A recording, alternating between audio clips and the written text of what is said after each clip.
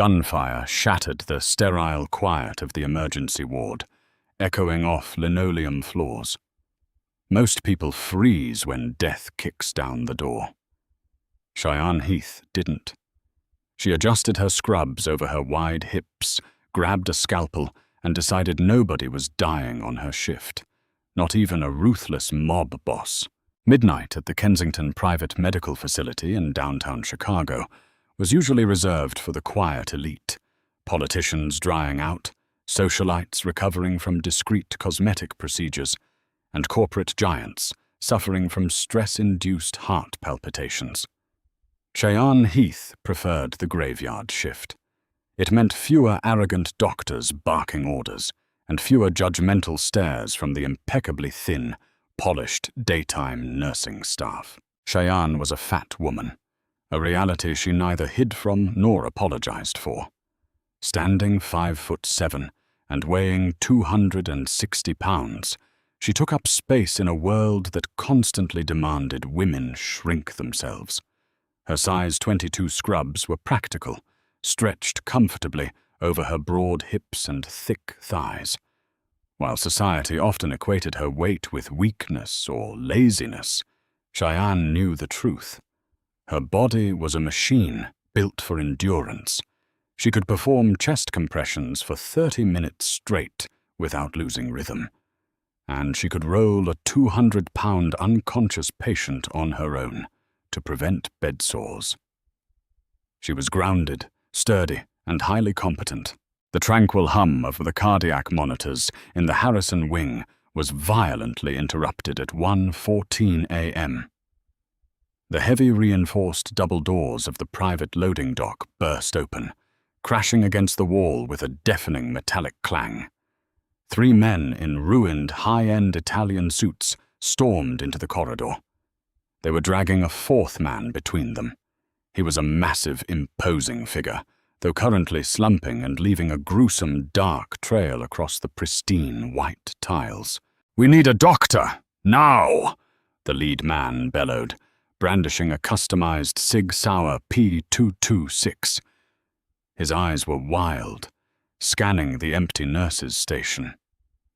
Cheyenne stepped out of room 104, a patient chart in her thick, capable hands.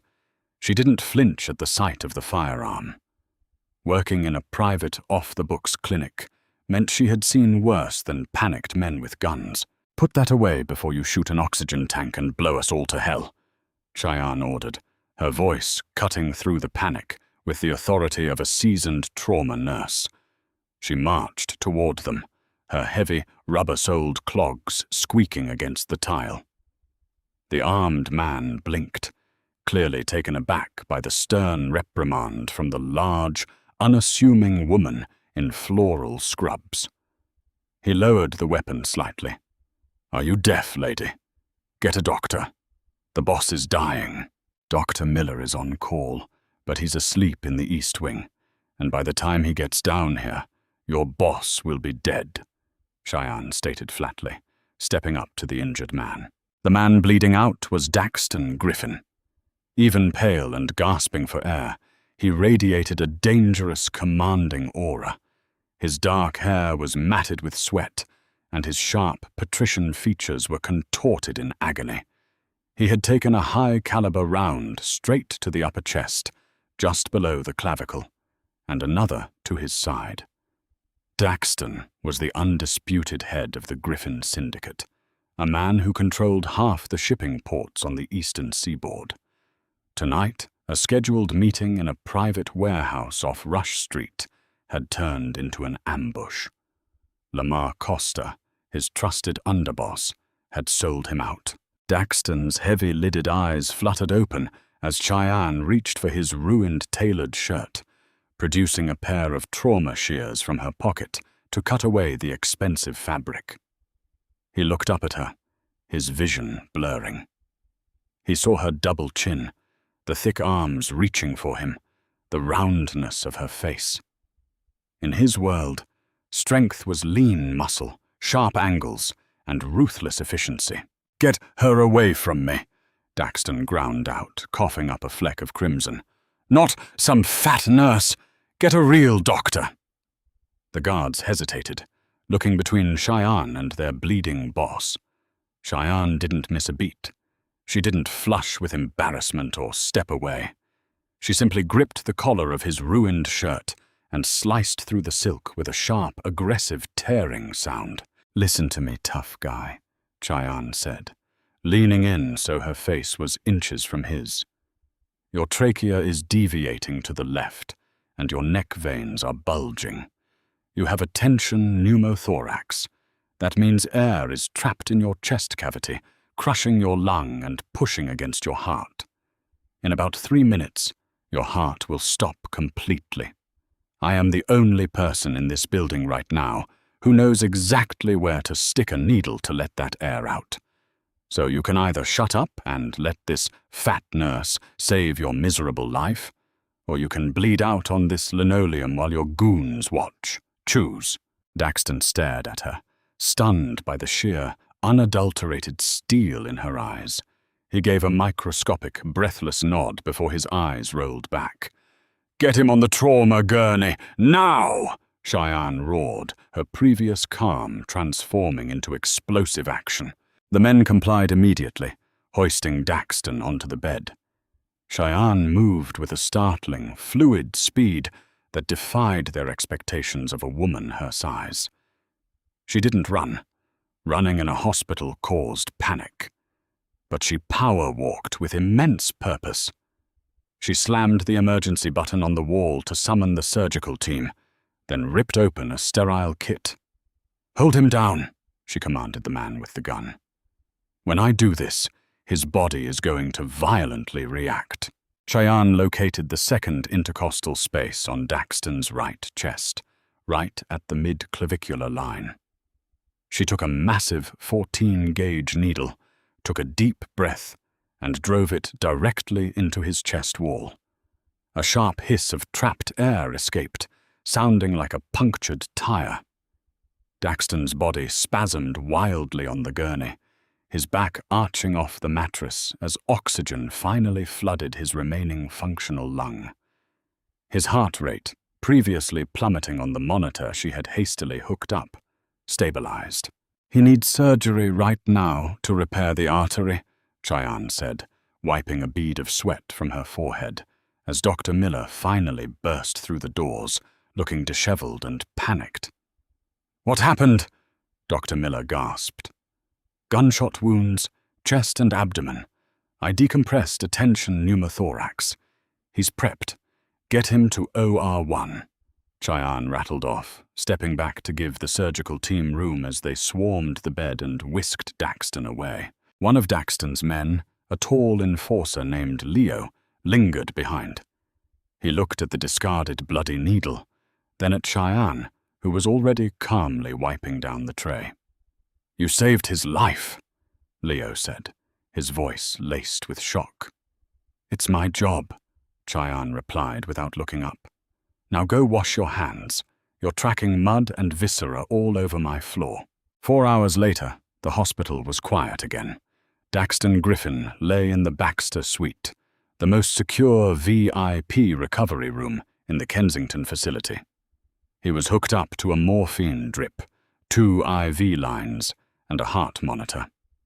The surgery had been successful, but he was incredibly weak, his muscular body sapped of its usual vitality. Cheyenne sat in the corner of the dim room, bathed in the blue glow of her tablet as she charted his vitals. She was eating a powdered donut, quietly enjoying the sugar rush after the adrenaline dump of the night. Daxton opened his eyes, the heavy fog of anesthesia slowly lifting. The pain in his chest was a dull, throbbing ache. He turned his head slowly and watched her. She was oblivious to his waking, humming softly to a song playing through one of her earbuds. He remembered what he had said to her in the hallway. He remembered the fierce, unapologetic fire in her eyes when she told him he was dying. "You didn't take my advice," Daxton rasped, his voice raw and gravelly. Cheyenne stopped chewing and looked up. She swallowed, wiped the powdered sugar from her fingers with a napkin, and stood up, walking over to his bedside to check his IV line. "My advice was for you to shut up, and clearly you didn't take mine either," she retorted dryly, checking his pulse manually. Her fingers were warm and soft against his clammy wrist. Daxton let out a breath that was half sigh, half chuckle, which ended in a grimace of pain. "I insulted you. I've been insulted by people far more articulate than a mobster bleeding out on a loading dock," Cheyenne said, adjusting his blanket. "I know what I look like, Mr. Griffin. I also know I'm damn good at what I do. You're alive because I have quick hands and a thick skin, literally and figuratively." Daxton studied her face. There was no vanity in her, no desperate need for approval. She was entirely self-possessed. It was a rare trait in his world, where everyone was constantly posturing for power. "Thank you," he said quietly. It was a phrase Daxton Griffin rarely uttered. Before Cheyenne could respond, a sharp, suppressed thwip sounded from the hallway outside, followed by the heavy thud of a body hitting the floor. Daxton's eyes widened, instantly alert. The morphine fog vanished, replaced by the primal instincts of a man who had survived 35 years in the underworld. "Lamar," he hissed. "He found me." Cheyenne froze, listening. Another heavy thud. The distinct sound of footsteps, too heavy, too deliberate to be hospital staff, echoed outside the heavy oak door of the suite. "Your men?" Cheyenne whispered. "Dead," Daxton replied grimly, struggling to push himself up. He hissed in agony, his fresh incisions screaming in protest. "They used a silencer. You need to run. Now! Hit the alarm on your way out." "They'll shoot anyone they see," Cheyenne said, her mind racing. "And if I run, they'll walk in here and finish the job." "I am a dead man anyway," Daxton grunted, falling back onto the pillows, gasping for air. "Go, hide!" "I didn't work for 3 hours keeping your heart beating just to let some thugs stop it," Cheyenne snapped, her fear hardening into resolve. She moved to the door and locked the heavy deadbolt. It wouldn't hold them forever, but it would buy them seconds. She turned back to Daxton. "Can you walk?" "No," he admitted. "Good thing I lift heavy," Cheyenne muttered. She stripped the IV lines from his arms, pressing a piece of gauze to the bleeding sites. "Get your good arm around my neck." Daxton looked at her like she was insane. "I weigh 220 pounds of dead weight right now. You can't carry me. Watch me." Cheyenne leaned over the bed, wedging her shoulder under his uninjured armpit. She planted her wide stance, engaging her thick, powerful legs, and hauled him upward. Daxton groaned loudly as he was pulled to his feet, leaning entirely against her. To his absolute shock, she didn't buckle. A petite, slender nurse would have collapsed under his mass, but Cheyenne's broad frame absorbed his weight like a load-bearing pillar. She braced her heavy arm around his waist, locking him to her hip. "We are going through the bathroom," Cheyenne whispered fiercely, practically dragging him forward. "There's an adjoining door to the utility corridor. They use it for removing medical waste discreetly from the VIP suites." Just as they slipped into the bathroom, a deafening blast shattered the lock on the main door. Splinters flew as 3 heavily armed men burst into the room. "Check the bathroom," one of them barked. Cheyenne hauled Daxton through the secondary door, locking it behind them and stepping into the narrow, unlit utility corridor. It smelled strongly of bleach and dirty linens. She pulled him along, her breathing heavy, sweat breaking out on her forehead. The physical exertion was immense, but her legs pumped like pistons, carrying them both away from the immediate threat. "You're surprisingly strong," Daxton panted, his head resting against her thick shoulder, smelling the faint scent of vanilla and antiseptic on her scrubs. "I carry the weight of a grown man every day just existing," Cheyenne whispered back, her chest heaving as they navigated the dark hallway. "Adding you is just a minor workout." They reached the end of the corridor, which opened up into the basement maintenance level. But as Cheyenne pushed the heavy fire door open, the harsh fluorescent light revealed a man in a black tactical vest standing by the elevator banks. He turned, leveling a suppressed submachine gun at them. "Griffin?" the hitman sneered, raising the weapon. Daxton tried to push Cheyenne away, to shield her, but he couldn't even stand on his own. Cheyenne didn't scream. She didn't cower. Next to the door was a massive, industrial-sized full cylinder of compressed oxygen, weighing nearly 60 pounds. With a guttural yell, Cheyenne let go of Daxton, allowing him to slide down the wall. She grabbed the heavy steel cylinder by the neck, spun, and hurled it with every ounce of force in her broad shoulders directly at the gunman. The heavy tank acted like a battering ram, slamming into the hitman's chest before he could pull the trigger. The sheer force knocked the wind out of him, throwing him backward into the brick wall with a sickening crunch. His gun clattered across the concrete floor. Before the man could recover, Cheyenne surged forward. She didn't bother looking for a weapon. She simply threw her Entor 260 pounds onto him, driving her knee directly into his sternum. The impact was devastating. The assassin gasped, his ribs cracking under her immense, unyielding weight, and he blacked out instantly. Cheyenne stood up slowly, her chest heaving, her scrubs damp with sweat. She kicked the submachine gun far out of reach, then turned back to look at the Mafia Boss slumped against the wall. Daxton Griffin, the most feared man in Chicago, stared at the chubby, exhausted nurse with a mixture of absolute awe and a budding, intense fascination. "Like I said," Cheyenne panted, pushing a stray lock of sweaty hair behind her ear, "I lift heavy." Keys jingled in the dead hitman's tactical vest. Cheyenne didn't hesitate. She knelt beside the unconscious assassin, her thick fingers deftly fishing out a heavy key fob adorned with the Chevrolet logo. She also grabbed a spare magazine and tossed it to Daxton, who caught it with his good hand, his eyes wide with a mixture of disbelief and mounting respect. "Can you walk now, or do I need to carry you like a sack of potatoes again?" she asked, her voice trembling only slightly. Adrenaline was a hell of a drug, but she knew the crash was coming. "I can manage," Daxton gritted out, using the concrete wall to push himself upright. They limped into the underground parking garage. The black Chevrolet Tahoe sat in the corner, heavily tinted and armored.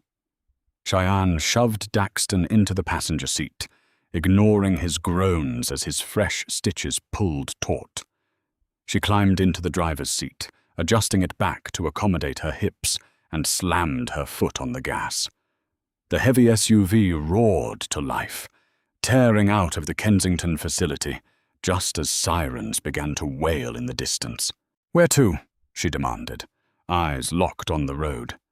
"I can't take you to a public hospital, and going to the police means I'll likely end up in a landfill by sunrise." "Lincoln Park," Daxton instructed, his head lolling against the leather headrest. "Take Fullerton Avenue. There's a private brownstone registered to a shell company. Code to the garage is 0499. The drive was tense, the silence only broken by the rumble of the engine and Daxton's ragged breathing. When they arrived at the opulent, multi-million-dollar brownstone, Cheyenne pulled into the subterranean garage and immediately shut the engine off. She helped him inside, dragging his heavy frame up the stairs and into a sprawling living room that looked straight out of an Architectural Digest spread. Persian rugs covered the hardwood, and a massive baccarat crystal chandelier hung from the vaulted ceiling. "Sit," Cheyenne commanded, guiding him to a pristine white leather sofa. She didn't care about the blood seeping through his bandages and staining the expensive furniture. She vanished into the kitchen and returned moments later with a bottle of Grey Goose vodka, a roll of duct tape, and a clean dish towel. She had snagged a rudimentary trauma kit from the hospital basement before their escape, but it was limited. "Drink," she ordered, shoving the bottle into his uninjured hand. "I need to check your chest tube and redress the wounds. That run probably tore your sutures." Daxton took a long, burning pull from the bottle, his dark eyes never leaving her face. He watched in slants as she pulled up a chair. She wasn't delicate. Her hands were large, capable, and commanded the space they occupied. She moved with an innate confidence, peeling back the bloody gauze to inspect the damage. "You're a long way from the emergency ward, Cheyenne," Daxton murmured, noting the name stitched onto her scrub top. "And you're a long way from being out of the woods, Griffin," she shot back, pouring a generous splash of vodka over his side. Daxton hissed, his muscles jumping under her hands. As she leaned in close to tape the new dressing, the scent of her enveloped him. Clean linen, sharp antiseptic, and the sweet, warm smell of the powdered donut she had eaten earlier. Her breast brushed against his uninjured arm, soft and full, and for a fleeting second, the ruthless Mafia Boss felt a sharp, unexpected twist of desire. In his world, women were curated, starved into sample sizes, and paraded like trophies. They were brittle. Cheyenne was a fortress. "Why didn't you run?" he asked softly, the harshness completely gone from his voice. "When the shooting started, you had no obligation to me." Cheyenne paused, pressing the tape down securely. She looked up, her gaze locking with his. "Because I don't run from bullies. I've spent my entire life dealing with people who look at my size and assume I'm weak, slow, or cowardly. I learned a long time ago that if you want to survive in this world, you stand your ground, you plant your feet, and you don't let anyone move you." Daxton reached up with his good hand, his thumb brushing against her soft, round cheek. She didn't pull away. "I thought you were just another casualty," Daxton confessed, his voice a low, gravelly rumble.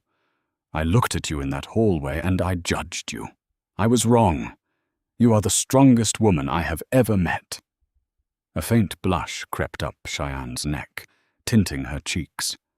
Nobody had ever called her strong as a compliment. It was usually an insult, a way of saying she was masculine or imposing. But Daxton said it like it was the most intoxicating trait a woman could possess. The tender moment was violently shattered by the shrill beep of the brownstone security system. The perimeter alarm flashed red on the digital panel near the foyer. Someone had breached the front gate. Daxton's romantic gaze instantly hardened into the cold, dead stare of a killer. "The Tahoe," he growled. "Lamar's men must have had a fleet tracker on it. They followed the GPS signal." "How many?" Cheyenne asked, dropping the medical supplies and stepping back. "Lamar wouldn't come with less than 6, Daxton said, forcing himself up from the couch. He moved to an ornate oak bookshelf, pulling a specific volume that triggered a hidden mechanism. The shelf swung open, revealing a steel-reinforced weapons cache. He pulled out a Glock 19 and a short-barreled Remington 870 shotgun, racking a shell into the chamber with a menacing clack. He handed the Glock to Cheyenne. She stared at the matte black weapon in her hands. "I save lives, Mr. Griffin. I don't take them." "Tonight you do both, or we don't live to see tomorrow," Daxton stated, his face pale and sweating. "There is a panic room down the hall, behind the mirror in the master bedroom. Go. Lock yourself in." "Not a chance," Cheyenne said, gripping the heavy pistol. Her hands shook slightly, but her jaw was set. I didn't drag your heavy ass out of a hospital just to let you get shot in your own living room. I'm your medic. I stay close. Before Daxton could argue, the front door exploded inward, splintered wood raining across the foyer. The heavy thud of combat boots hit the hardwood floor. "Sweep the ground floor!" Lamar Costa's voice echoed through the house, slick and arrogant. "He's bleeding out. He won't put up much of a fight." Daxton shoved Cheyenne behind a thick marble pillar, just as automatic gunfire shredded the living room. The baccarat chandelier shattered, raining thousands of razor-sharp crystal shards over the Persian rugs. Daxton leaned out, firing the shotgun single-handed. The booming roar of the weapon was deafening in the enclosed space, followed by the wet thud of a body dropping in the hallway. "Daxton," Lamar mocked from the kitchen. "It's over, old man. Your era is finished. The families want new blood." "Then come bleed for them, Lamar," Daxton roared back. He tried to shift his weight to reload the shotgun, but his injured side gave out. He stumbled, collapsing heavily against the marble pillar, his face grey with agonizing pain. The shotgun clattered to the floor, out of his reach. Cheyenne watched in horror as Lamar stepped into the living room, an arrogant smirk plastered across his perfectly groomed face.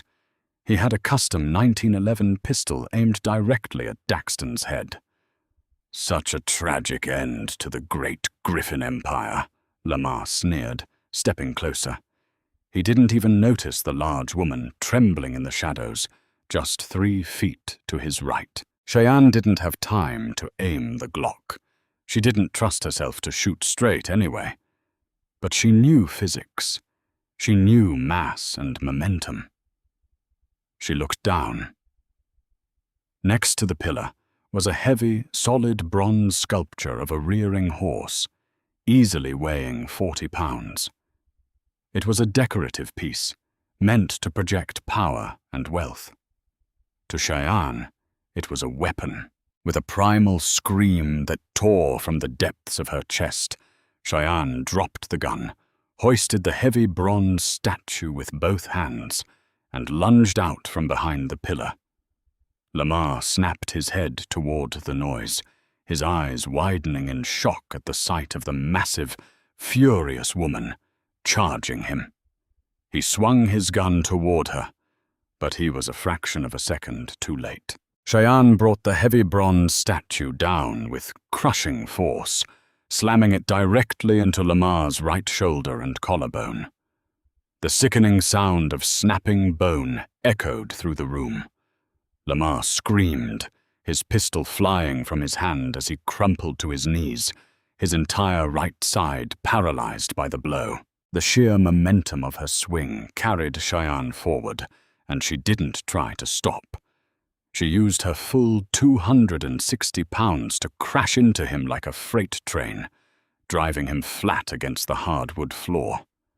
She pinned his uninjured arm under her heavy knee, locking him down completely. Daxton didn't hesitate. Breathing heavily, he dragged himself forward, picked up Lamar's dropped 1911, and pressed the hot barrel directly to the traitor's forehead. "You forgot one thing about my empire, Lamar," Daxton whispered, his voice dripping with lethal promise. "I don't die easily." He pulled the trigger. The deafening crack silenced Lamar forever. Cheyenne flinched, closing her eyes tight, but she didn't move off the body until Daxton gently reached out and placed a warm, blood-stained hand on her shoulder. "It's over, Cheyenne," he said softly. Just then, the screech of tires echoed from the street, followed by the heavy, coordinated footsteps of Daxton's loyal enforcers, led by Leo.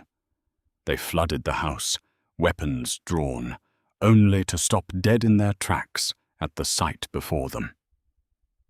The living room was destroyed. Lamar and 2 of his men were dead. And sitting on the floor amidst the ruin, breathing heavily and looking completely unfazed, was the chubby nurse from the clinic, while their fearsome boss leaned against her for support. "Boss," Leo breathed, lowering his weapon. "We got your SOS from the burner. The rest of Lamar's crew are dealt with." "Clean this up," Daxton ordered wearily. He looked down at Cheyenne. She was covered in dust, sweat, and other people's blood. Her floral scrubs were ruined. She looked exhausted, her broad shoulders slumping under the weight of the adrenaline leaving her system.